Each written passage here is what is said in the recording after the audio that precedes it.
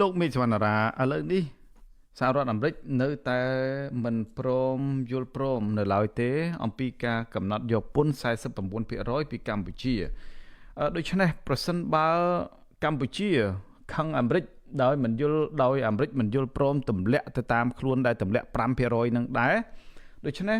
កម្ពុជាអាចនឹងថាអូឥឡូវបើអាមេរិកមិនធ្វើតាមទេអត់ទម្លាក់49%នេះទេអញ្ចឹងខ្មែរឡើងតម្លើង49%នឹងវិញតើពេលនោះសេដ្ឋកិច្ចឬក៏បញ្ហាពន្ធកម្ពុជានឹងជួបដូចថាហានិភ័យឬក៏មានវិបត្តិកម្រិតណាដែរទៅបាទខ្ញុំមិនមែនអ្នកឯកទេសខាងផ្នែកពន្ធដារទៅនឹងជំនាញសេដ្ឋកិច្ចពាណិជ្ជកម្មជួញដូរទេប៉ុន្តែក្នុងនាមជាអ្នកនយោបាយការតាមដានសិក្សាស្រាវជ្រាវក្នុងកម្រិតការវិតម្លៃការវិភាគការធ្វើការសន្និដ្ឋានបែបជាប្រយោលមួយដែលវាមិនមែនតក្កវិជ្ជាសម្រាប់ដូចគេ expert specialist អីទេតែខ្ញុំមើលឃើញចេះខ្ញុំមើលឃើញថាកម្ពុជា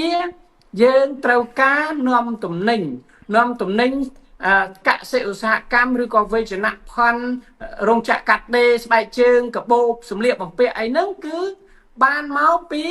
ឈ្មួញបរទេសវិនិយោគទុនធ្វើរោងចក្រហើយនាំធនធានវត្ថុធាតុដើមពីស្រុកគេមកយើងមើលតែប្រទេសចិនមួយគេនាំមកហើយគេចាប់ផ្ដើមបង្កើតរោងចក្រកាត់ដេរកាត់អីគឺយើងបានពន្ធពីវត្ថុធាតុដើមចូលមកពន្ធដារនៅក្នុងប្រទេសបង់ពន្ធរបស់រោងចក្ររបស់បរទេសចិនយួនកូរ៉េជប៉ុនអីជាដើមអញ្ចឹងទៅហើយពេលដែលផលិតផលចេញទៅលក់ទីផ្សារយើងអត់ឃើញមានទីផ្សារណាក្រៅពីទីផ្សារអាមេរិកនិងទីផ្សារសហភាពអឺរ៉ុបទេនិងទីផ្សារជប៉ុនដែលជាមហាអំណាចទី3នៅអាស៊ីប៉ាស៊ីហ្វិកអីជាដើមតែយើងមើលថាតើប្រទេសចិននឹងនាំទំនិញពីកម្ពុជាជាកសិឧស្សាហកម្មក្នុងកម្រិតប្រមាណភាគរយហើយចិនបានមកធ្វើក្រុមហ៊ុនកាត់ដេរសម្លៀកបំពាក់ស្បែកជើងឬក៏កាបូបអីហ្នឹងមិននាំទៅចិនច្រើនជាងនាំទៅសហភាពអឺរ៉ុបនិងជាពិសេសទីផ្សារសហរដ្ឋអាមេរិកគឺនាំមុខគេចឹងហើយយើងត្រូវមើលថាតើការដែលយើងគេមិនថយពន្ធដោយអនុគ្រោះពន្ធនៃទំនិញរាប់រយមុខរហូតដល់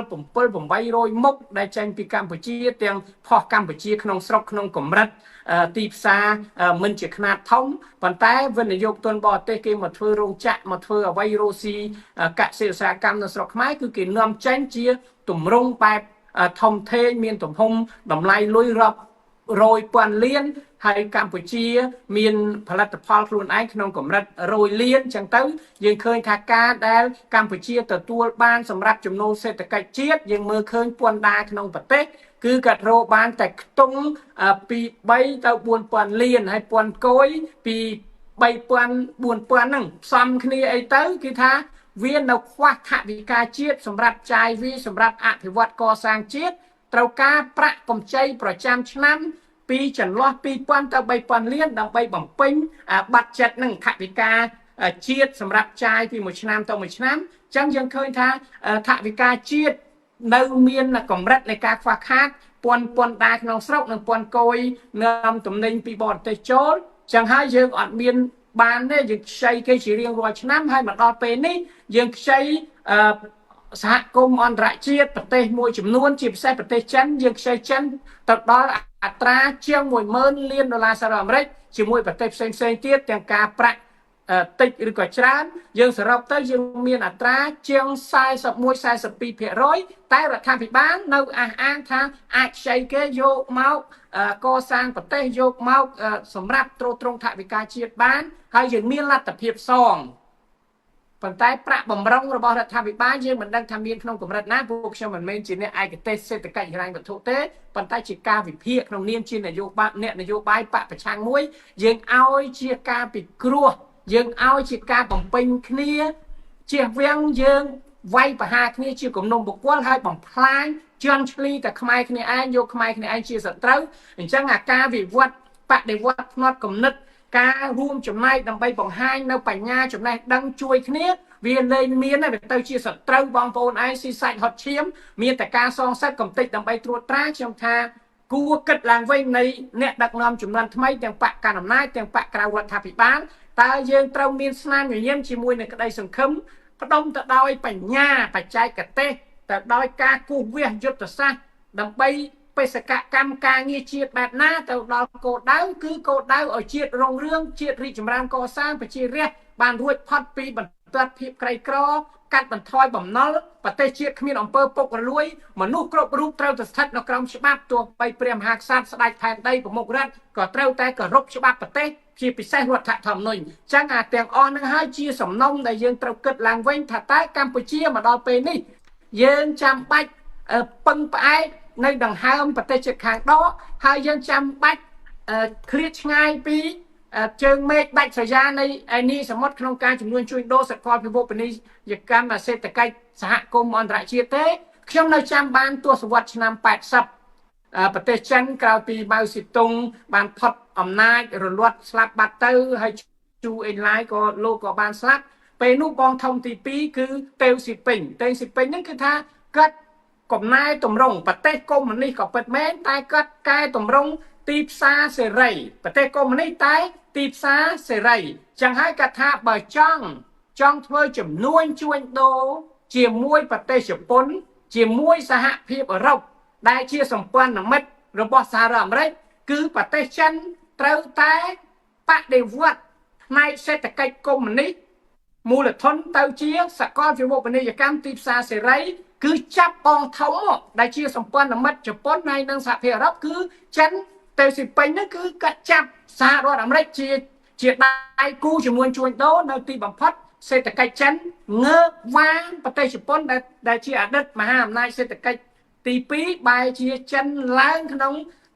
ចុងទសវត្សរ៍ឆ្នាំ90មុនដែលតេស៊ីពេញស្លាប់1997 98ហ្នឹងចឹងយើងឃើញថាចិនគេបដូរយុទ្ធសាស្ត្រសេដ្ឋកិច្ចចឹងហើយកម្ពុជាតើយើងត្រូវមានការទៅជែកគ្នាបែបណាហើយក៏កម្ពុជាមិនត្រូវអោនក្បាលឬក៏ឲ្យបាត់បង់អធិបតេយ្យភាពឬក៏បរទេសណាមកលូកលាន់អធិបតេយ្យភាពកម្ពុជាដែរព្រោះកម្ពុជាមានរដ្ឋធម្មនុញ្ញ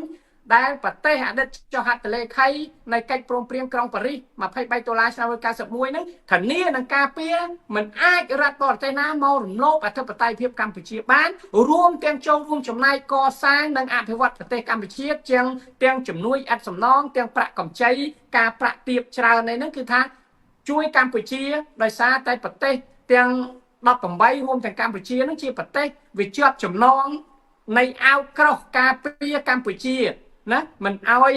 ប្រទេសនេះคล้ายទៅជាកុម្មុយនីសផ្ដាច់ការឬក៏បដូរទៅជារបបសាធារណរដ្ឋឬក៏របបអីក្រៅពីរាជានិយមលុះអវសានជីវិតនៃប្រទេសកម្ពុជាហើយមិនអាចដូររបបទៅបានទៀតរដ្ឋធម្មនុញ្ញគេអត់ឲ្យកែរបបសេរីពហុបកទៅជាកុម្មុយនីសផ្ដាច់ការឬក៏ផ្ដួលរំលំរបបរាជានិយមទៅជាសាធារណរដ្ឋបានទេនឹងចំណុចពីរនឹងសំខាន់ចឹងហើយកម្ពុជាត្រូវគិតថាការធ្វើចំនួនជួញដូរសេដ្ឋកិច្ចពាណិជ្ជកម្មជាមួយសហរដ្ឋអាមេរិកហើយនឹងការដែលផ្ដេកផ្ដួលកុំឲ្យគេមើលឃើញថាកម្ពុជាលំអៀងទៅកាន់មហាអំណាចណាដូចជាកន្លងមកមានការចោទប្រកាន់ពីប្រទេសលោកខាងលិចថាកម្ពុជាកំពុងតែលំអៀងទៅរកប្រទេសចិនក្នុងគណៈដែលផ្នែកសេដ្ឋកិច្ចផ្នែកយោធាតាក់ទងទៅនឹងភូមិសាស្ត្រនយោបាយហើយយើងនឹងឃើញព្រឹត្តិការណ៍នឹងអាចដឹងគ្រប់គ្នាពីមជ្ឈដ្ឋានជាតិនិងអន្តរជាតិក្រោយពីដំណើរទស្សនកិច្ចរបស់ប្រធានាធិបតីចិននៅថ្ងៃទី17ទី18ខែមេសាខាងមុខនេះក្រោយពីបុណ្យចូលឆ្នាំប្រពៃណីខ្មែរនេះយើងនឹងឃើញថាព្រឹត្តិការណ៍នយោបាយភូមិសាស្ត្រនយោបាយទៅនឹងអត្រាពន្ធគយដែលចិនក៏កំពុងតែរងគ្រោះទៅដល់យកពន្ធ104%ហើយចំនួនជួញដូររវាងប្រទេសចិន